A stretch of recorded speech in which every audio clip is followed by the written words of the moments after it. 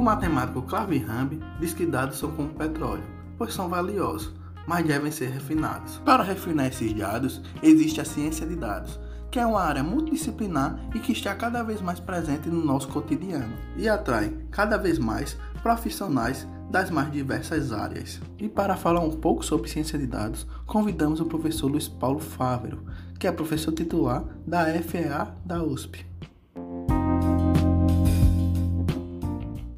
Professor Luiz, seja muito bem-vindo ao podcast Papo de Exatas. Sinta-se à vontade para responder o que a gente vai perguntar e, por favor, pode começar se apresentando? Tá bom, então é um prazer participar do podcast Papo de Exatas com o Vitor e com a Renata. É uma honra estar aqui trocando ideias, experiências com vocês. O meu nome é Luiz Paulo Fávero, eu sou professor titular de Data Science e Analytics da FEA USP, na Universidade de São Paulo. Tenho 46 anos, sou engenheiro formado pela Escola Politécnica da USP. Depois eu fiz um MBA na Fundação Getúlio Vargas. Depois eu fiz o mestrado e doutorado na área de econometria, economia de empresas, microeconometria, mais propriamente dito, na FEA USP. Depois eu fui fazer o meu pós-doutorado em econometria financeira e modelagem quantitativa de dados na Columbia University, em Nova York. Voltei e apresentei o meu trabalho para me tornar professor associado da USP com a minha livre docência na área de microeconometria e modelagem quantitativa de dados. E na sequência, em 2016, eu virei então professor titular da cadeira de Data Science e Analytics da FEA USP. Minha atuação sempre foi modelagem quantitativa, analytics, machine learning, reconhecimento de padrões, né? E sempre também envolvendo o aspecto de processo decisório, ou seja, o usufruto desse tipo de ferramenta para efetivamente alavancar negócios e ter payback dentro de um processo de tomada de decisão. Então sempre tive essa abordagem também, mas sempre com a roupagem que é o que eu adoro fazer, de construção de modelos. A gente vai falar um pouquinho sobre esse tripé, que eu acho que é o tripé fundamental do Data Science, que é a parte da subjacência, dos fundamentos econométricos, estatísticos, machine learning, modelagem, associados esses fundamentos aos fundamentos de programação em softwares, sejam eles plataformas open source como Python, R, etc., ou plataformas pagas como Stata, SAS, etc. E o terceiro pilar, unindo isso tudo, a parte dos fundamentos e a subjacência econométrica e estatística com a parte de programação, unindo isso tudo com o processo de tomada de decisão no ambiente de negócios. Eu acredito muito no tripé e na importância da relação entre essas três áreas. É por aí que eu pautei a minha carreira.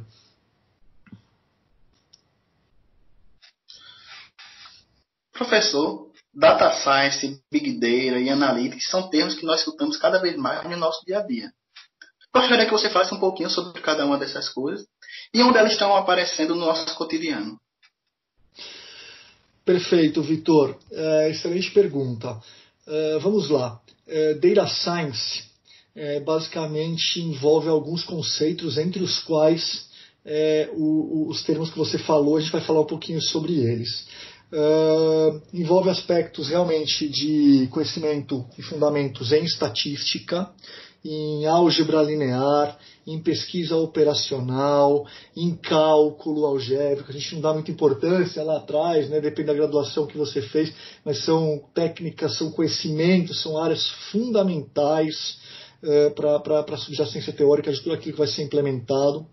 Dentro de Data Science também envolvem conceitos relacionados, como a gente falou, a programação, então programação em softwares, a parte de ciência da computação, a relação entre esses termos, ou seja, o machine learning, que é o reconhecimento de padrões por meio de algoritmos que por vezes a máquina consegue implementar, algoritmos esses que podem ser supervisionados ou não supervisionados, ou seja, algoritmos que você faz usufruto das observações que já se encontram na amostra para criar capacidade preditiva inferencial para outras observações não presentes na amostra.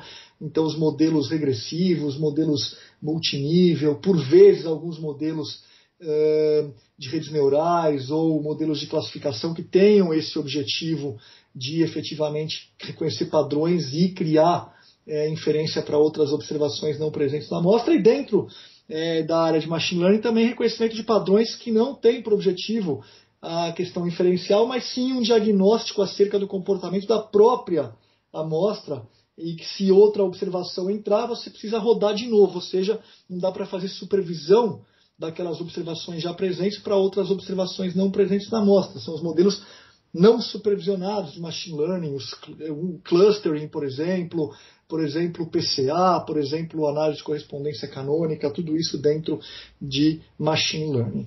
Muito bem, quando a gente fala de ciência de dados, a gente também pode falar, você usou muito bem esse termo, Big Data. O que é Big Data? O pessoal fala muito de Big Data sobre um aspecto de um único vetor, o vetor do volume de dados. O pessoal associa muito Big Data a volume apenas e tão somente. Mas Big Data não é só volume geracional de dados. Big Data envolve alguns aspectos como volume, sem sombra de dúvidas, mas também velocidade com que esses dados são gerados, muitas vezes em tempo real.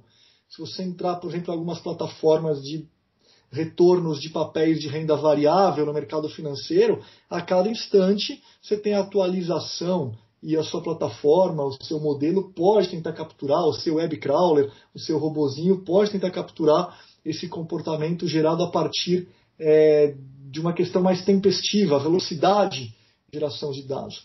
Além disso, nós podemos falar dentro do ambiente de Big Data, do conceito de Big Data, da variedade, ou seja, múltiplas fontes, né? Pegando dados da Enterprise Service, ao mesmo tempo do Banco Central, ao mesmo tempo de outras plataformas, isso dentro de economia e finanças, mas pegando, por exemplo, dados da Covid por meio de plataformas separadas, o consórcio da imprensa, junto com o Ministério da Saúde, junto com dados publicados por meio do Centro de Doenças Europeu, tudo isso são múltiplas plataformas, você tem a variedade.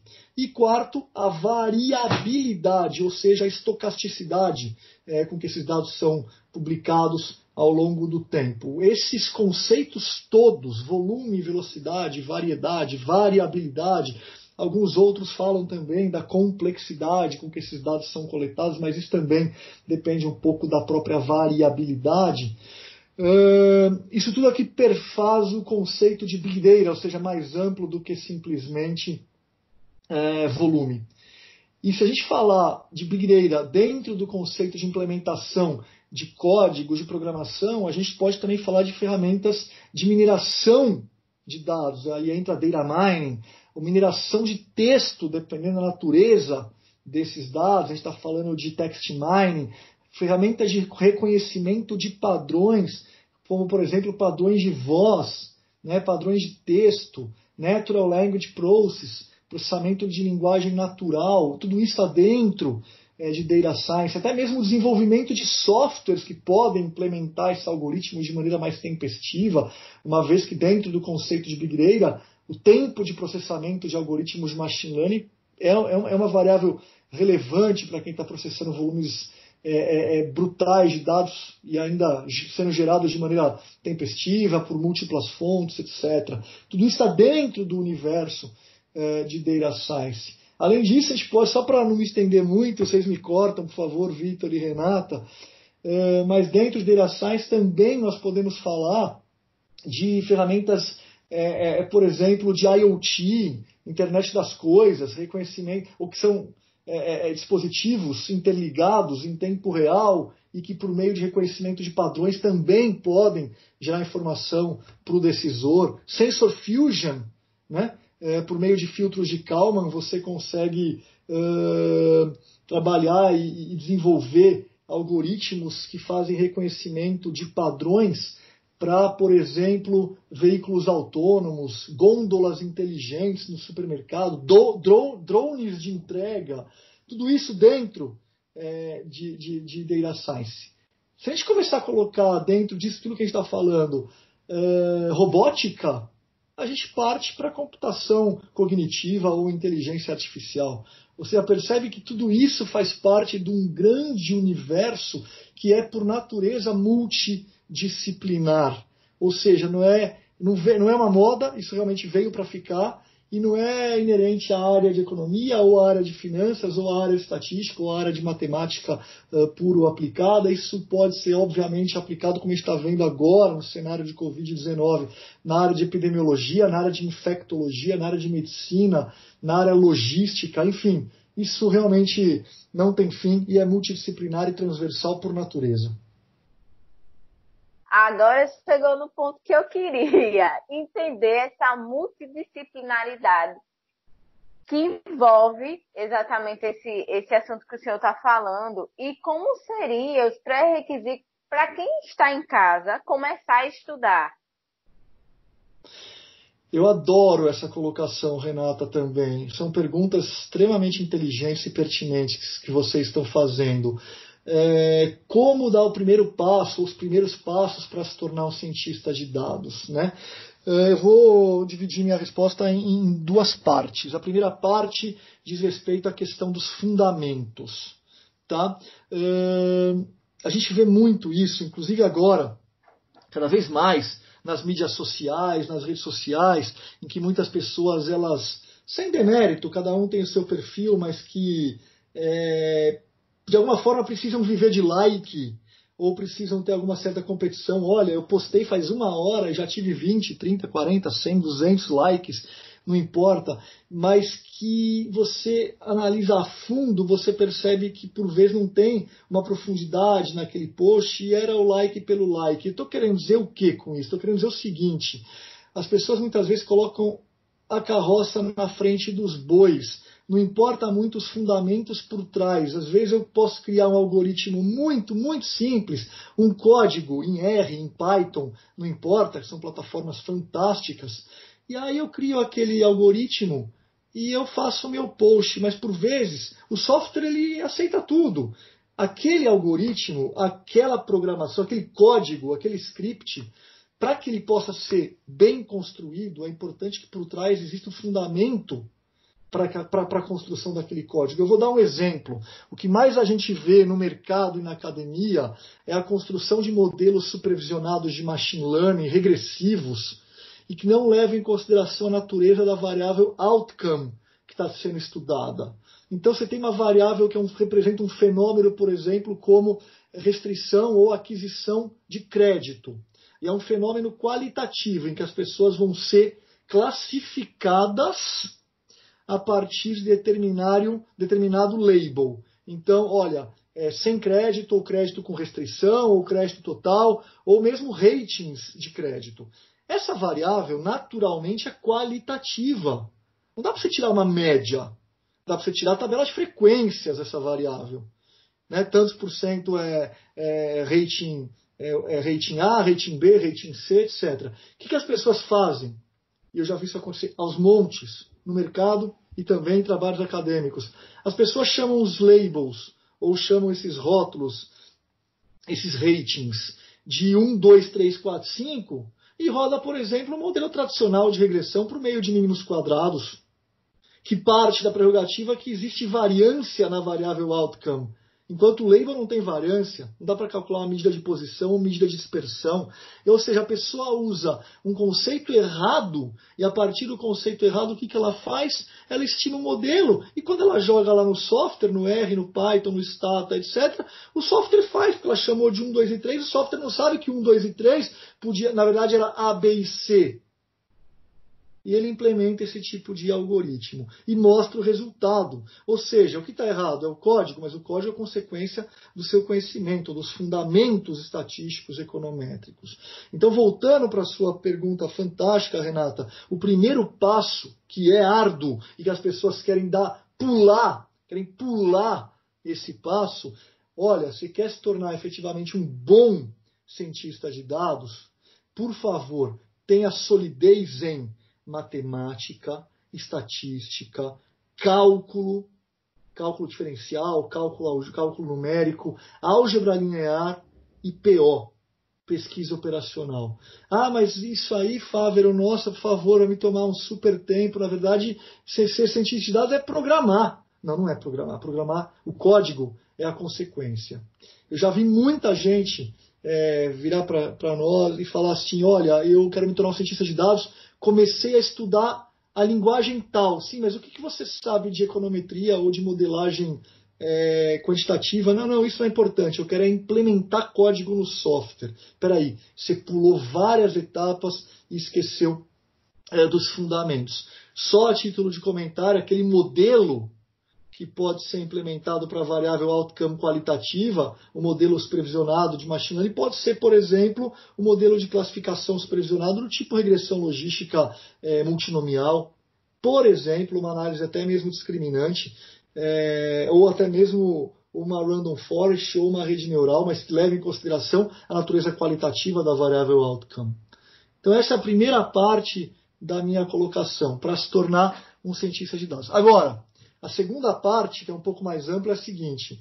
Isso para dar os primeiros passos, ou seja, dito isso, aí você pode partir para um estudo dos códigos de programação, se você tiver essa solidez, essa robustez dos fundamentos teóricos sobre aquilo que você vai estudar. E aí você pode partir para uma análise de programação, etc. Mas, de novo, colocar a carroça na frente dos bois, inverter essa ordem, isso faz com que efetivamente você corra um grande risco, inclusive, na sua carreira. Ah, não, eu quero aprender a linguagem. Os fundamentos eu não gosto de cálculo, não gosto de estatística, não gosto de matemática, não gosto de pesquisa operacional. Ah, tudo bem. Você vai aprender, quero aprender o software tal, a programar, tal, beleza. Amanhã vem uma outra onda, esse software cai um pouco em desuso, vem outro, amanhã não é mais o software X, o pessoal começa já a usar a plataforma Julia, já está usando, ou outro. Agora, você corre muito risco. Se você tiver os fundamentos, isso ninguém te tira. E a programação ela sai que nem manteiga. Ela sai naturalmente. É muito fácil, tendo os fundamentos, você migrar do R para o Python, do Python para o R. Essa discussão que tem, um é melhor, outro é melhor, isso é uma discussão que não leva a nada. Os dois são muito bons, depende dos objetivos que você quer para aquele tipo de tratamento de dados. E colocando de novo, dentro desse contexto, o entendimento sobre o negócio. Senão, eu vou contar algumas historinhas, mas eu vou passar a palavra para vocês para não estender muito. Mas eu vou contar uma historinha que aconteceu em relação a entendimento de negócios dentro desse contexto de data science. Pode contar, aproveite que já está nesse caminho mesmo e pode contar, pode ficar à vontade. Legal, Renata. Então é o seguinte, eu vou contar duas histórias para vocês. Estava eu, mais ou menos em novembro do ano passado, antes da pandemia, estava eu numa corretora de valores aqui em São Paulo e tinha um rapaz muito bom fazendo uma programação num determinado software, com aqueles códigos malucos, 15 mil linhas de código, que nem é um algoritmo tão grande assim, e estava lá na tela, tal, programando, olhando, tal. Eu virei para ele e falei assim, que legal, que software que é? Ele falou, estou no Python. Eu falei, fantástico, o Python é maravilhoso. O que você está fazendo? Ele falou, eu não sei direito. Pediram para eu fazer isso, para eu rodar esse algoritmo aqui. Eu falei, mas você não sabe nem se é para avaliar retorno de preço de papel de renda variável, ou precificação de derivativos, ou criar um cenário para depois o output te mostrar qual que vai ser a melhor carteira para recomendação para clientes no mês que vem e tal. Ele falou, desculpa. Aí eu não respondi, não falei nada, mas fiquei pensando, é o típico é típico profissional que foca muito na programação, não sei se tem ou não, mas talvez não enxerga tanta importância nos fundamentos estatísticos, a subjacência teórica disso que eu acabei de falar, do exemplo da variável quali versus a variável quant, e menos ainda no terceiro pilar, que é o processo decisório. Para que serve isso? E aquele profissional que tem as 3 vertentes é o que a gente chama de unicórnio. Quer dizer, ele tem a subjacência teórica, estatística, econométrica, de PO, de matemática, de cálculo, que é fundamental e nunca ninguém vai te tirar. 2, a consequência disso, que é a implementação, a programação, a parte computacional. E 3, o conhecimento e tomada de decisão. Quem tem essas 3 vertentes é o que são os profissionais mais difíceis de encontrar e os impossíveis de reter. O que as organizações estão fazendo, efetivamente, é criar equipes unicórnias, né, dentro desse contexto. E a segunda história que eu queria contar para vocês é que também, há aproximadamente 1 ano atrás, o vice-presidente de uma grande empresa de tecnologia, uma multinacional, foi aqui em São Paulo também, eu estava no escritório, e ele me confidenciou o seguinte, ele falou assim, professor Fávero, ele é vice-presidente, está numa esfera de tomada de decisão muito forte, estratégica, e ele falou assim, eu tenho um grande dilema, o meu maior dilema hoje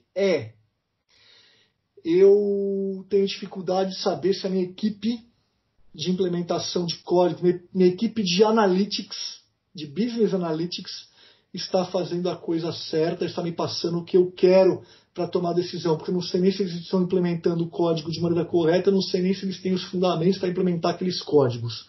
Ou seja, é o outro extremo. Né? E nesse meio do caminho tem um gap brutal. Ou seja, para se tornar, no longo prazo, lá olhando como target um cientista de dados, é olhar para esses 3 pilares.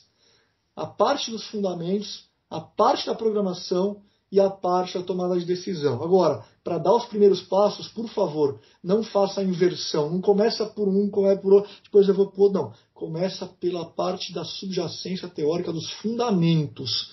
Porque o resto é um caminho natural. Não que seja mais fácil, não é isso? Sem, de maneira alguma, de maneira pejorativa. Pelo contrário, tão louvável quanto. Mas aí você vai para código de maneira natural e aí você vai naturalmente para elucubrações a respeito do processo de tomada de decisão.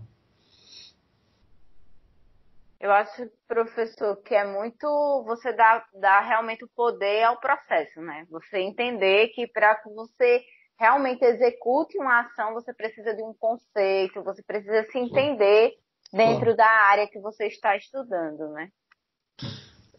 É tão verdade isso, Renata, e ao mesmo tempo é tão fácil de encontrar o contrário no mercado, sem citar nomes, mas tem plataformas de cursos que oferecem cursos que, por exemplo, dentro do curso você enxerga a implementação de um algoritmo, por exemplo, um algoritmo para análise, criação de indicadores ou de fatores, uma PCA, por exemplo, um Principal Component Analysis, que tem por prerrogativa a construção de fatores ou de indicadores que podem servir para gerar rankings, etc., de observações a partir de múltiplas variáveis, rankings esses que representam fatores que são criados a partir de variáveis originais por meio de correlação, um dos critérios, né? Por meio de correlação de Pearson. Correlação essa que, por favor, tem na sua expressão a média das variáveis originais. Portanto, as variáveis originais são, por prerrogativa, quantitativas. Muito bem. E as pessoas estão fazendo rankings a partir de PCA, e não é pouco, viu? E conheço alguns cursos também que têm essa abordagem a partir de variáveis qualitativas. Escala Likert, por exemplo, que a pessoa, você tem lá um discordo totalmente, discordo parcialmente, nem sim nem não, concordo parcialmente, concordo totalmente, ou seja, um diferencial semântico que as pessoas chamam de 1, 2, 3, 4, 5, ou menos 2, menos 1, 0, 1 e 2, e aí calcula a média, calcula a correlação, e cria indicador. Só que se você mudar o peso, que é puramente arbitrário, desses labels, você muda a correlação, você muda tudo, você faz o que você quiser. Você não perguntou para a pessoa qual que é a nota dela, você perguntou qual que é o diferencial semântico. E isso não sou eu que estou falando, isso por prerrogativa Daniel Kahneman, Prêmio Nobel de Economia, em 2002, que tem estudos fantásticos sobre a parte da teoria da ancoragem a partir de labels que são atribuídos vis-à-vis notas que são perguntadas para os respondentes. Então, quer dizer, você faz uma PCA a partir de variáveis qualitativas e sai criando rankings puramente arbitrários. Enquanto existem técnicas, por exemplo, análise de correspondência canônica, análise de correspondência canônica múltipla, que geram scores a partir apenas e tão somente de tabelas de classificação cruzada de frequências, ou seja, de frequências de categorias de variáveis qualitativas. Percebe? Então, usufruto da técnica correta e a programação correta a partir da natureza das suas variáveis no seu banco de dados, isso só vai vir a partir do conhecimento das técnicas e dos fundamentos por trás daquelas técnicas. Professor, você gosta de utilizar a seguinte frase: ciência de dados é o novo petróleo. Sabemos que petróleo é sinônimo de dinheiro. O Brasil hoje explora todo o potencial econômico da ciência de dados? Olha, se o Brasil explora todo o potencial econômico que o Data Science tem, eu humildemente acredito que não. Eu acho que nós somos muito bons em matemática, nós somos muito bons em econometria, é importante que se diga isso. A gente é muito bom em cálculo, em finanças. O Brasil ele tem uma posição de destaque, inclusive no cenário internacional, em matemática, mérito inclusive do próprio INPA, tá certo? Agora, a perspectiva é boa se a gente souber utilizar essa onda internacional, principalmente em decorrência até da fase de pandemia que vai acontecer nos próximos anos. A gente estima que sejam quase 3 quintilhões de bytes de dados produzidos diariamente no mundo por meio de redes sociais, por meio de fotos, internet das coisas, etc. E o ano que vem o pessoal fala alguma coisa, eu li um dado da Forbes, alguma coisa em torno de 40 trilhões de gigabytes, né? Então, assim, a gente não pode perder essa onda. Eu vou dar um outro dado que saiu, que eu estou pegando aqui, da International Data Corp, que o mercado mundial de Big Data e Analytics movimentou cerca de 42 bilhões de dólares o ano passado. Dos 42 bilhões de dólares, 8 bilhões, ou seja, um quinto, na América Latina. E metade disso, 47%, no Brasil. Então, quer dizer, não são cifras pequenas. Agora, veja, você está falando de 1/10 da movimentação global em bilhões de dólares no mercado de Big Data e Analytics está no Brasil, isso realmente é uma coisa fantástica, isso em 2019. Agora, o pessoal estima que esses 42 bilhões virem, segundo a consultoria Statista, virem 220 bilhões, ou seja, multiplicado por 5, virem 220 bilhões até o ano que vem. A pergunta é, será que também os 4 bilhões vai ser multiplicado por 5 o ano que vem para o Brasil? É essa dúvida que a gente tem, essa onda que a gente não pode perder. Porque, como eu falei, nós somos muito bons em matemática, estatística, com centros de referência.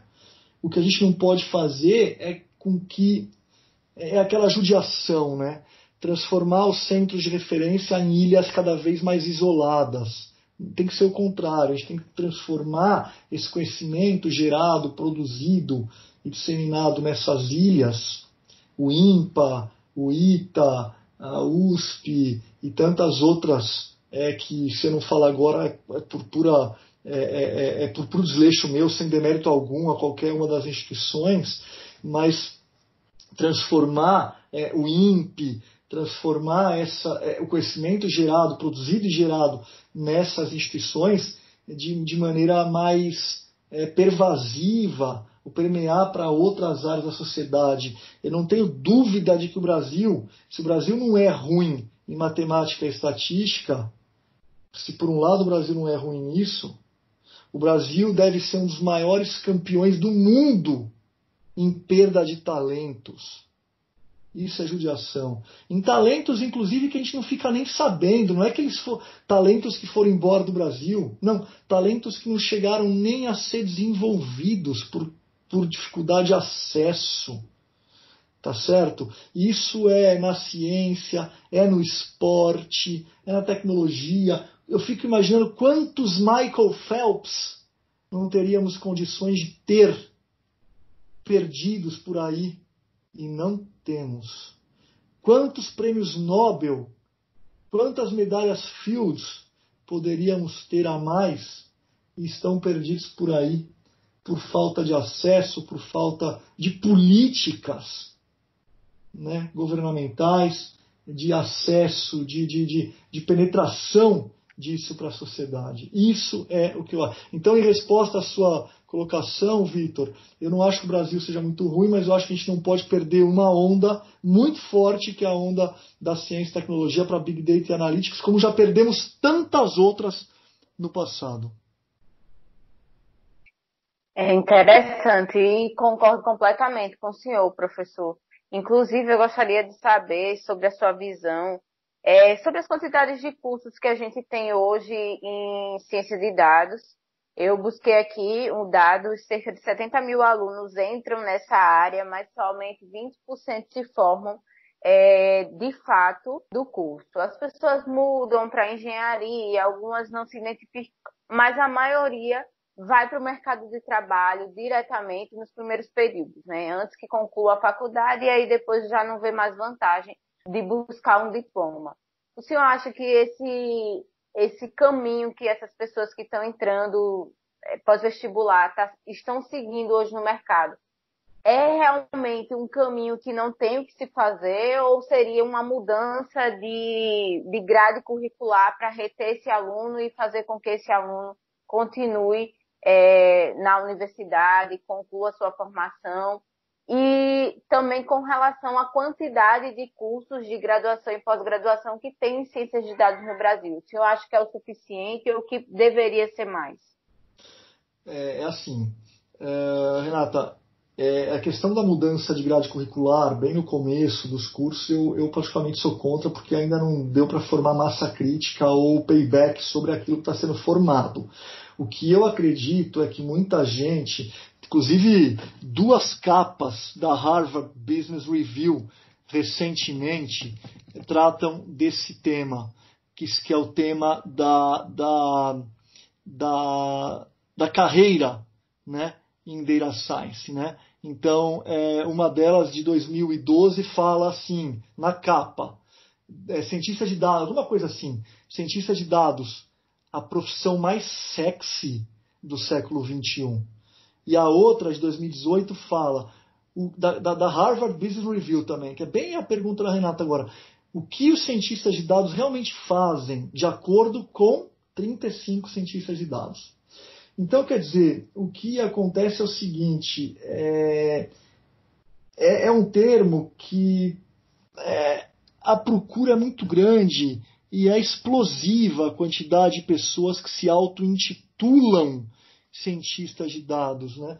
Segundo o LinkedIn, só no Brasil, qual o número que você falou? 20 mil por ano? Não, 70 mil entram na faculdade, mas somente 20% se formam. 70 mil.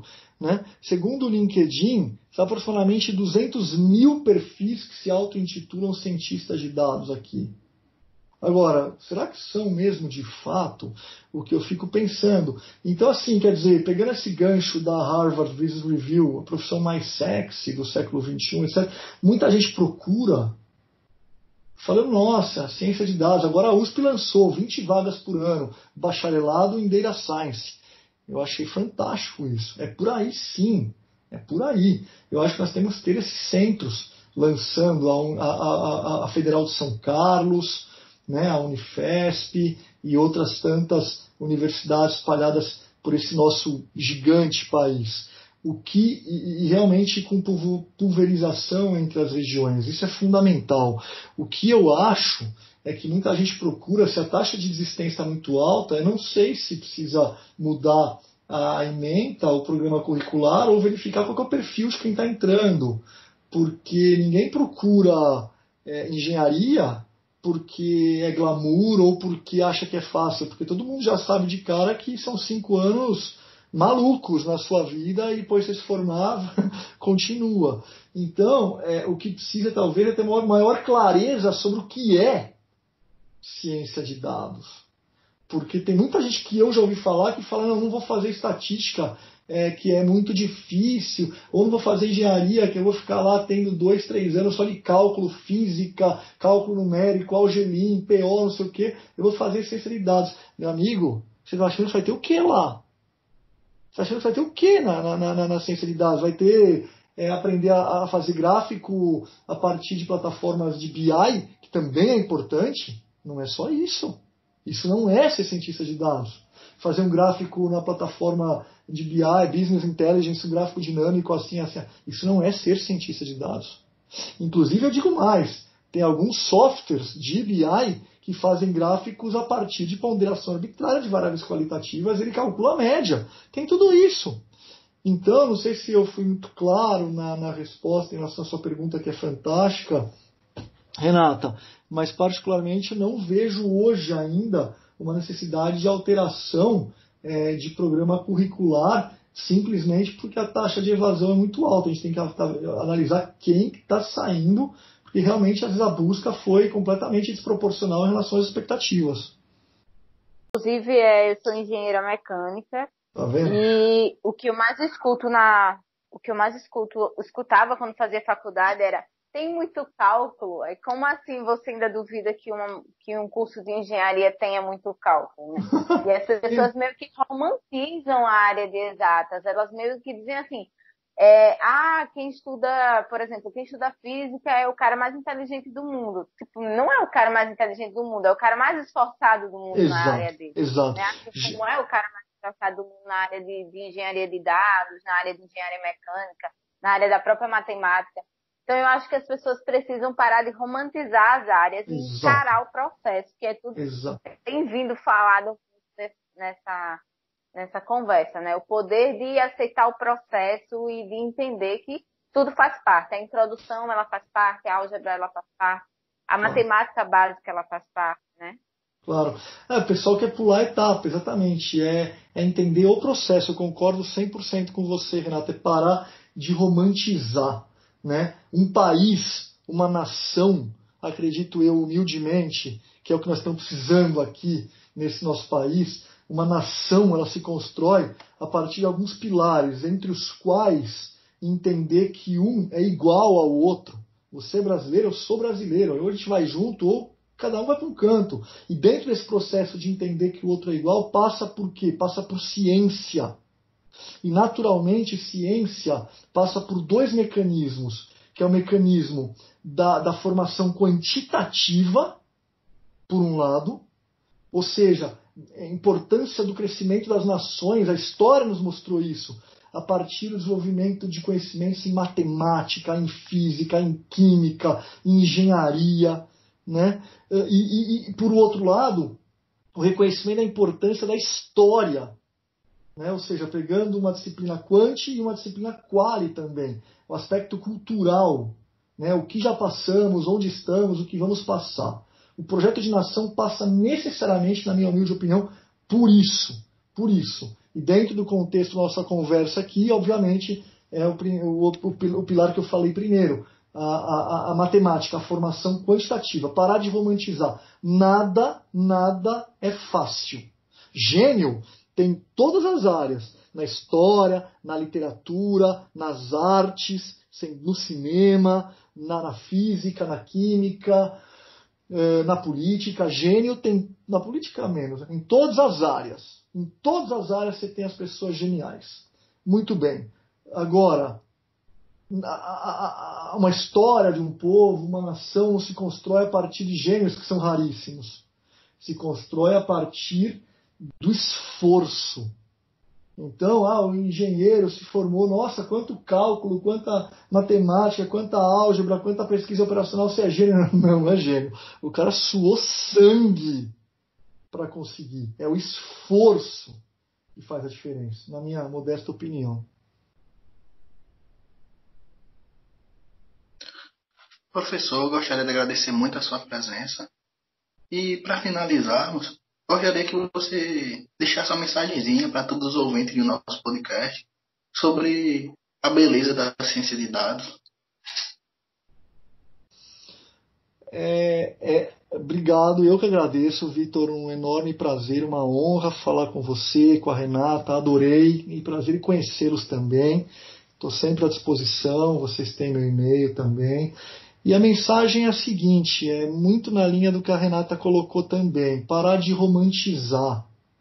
Né? A ciência de dados é uma área multidisciplinar que vai nos ajudar a resolver problemas de processo decisório em diversas vertentes, na saúde, na educação, no processo de desenvolvimento social, no processo de resolução de problemas brutais de violência nesse país, por meio de smart cities, processos horríveis de desigualdade social no nosso país, em todas as áreas, O importante é que aquele profissional que se coloque, se proponha a entrar em alguma vertente da ciência de dados, ele tenha essa maturidade de enxergar que os fundamentos para a tomada de decisão são muito importantes, independentemente da área que ele venha a atuar. A subjacência, a ciência de dados, data science, nada mais é do que ciência. E processo científico é o quê?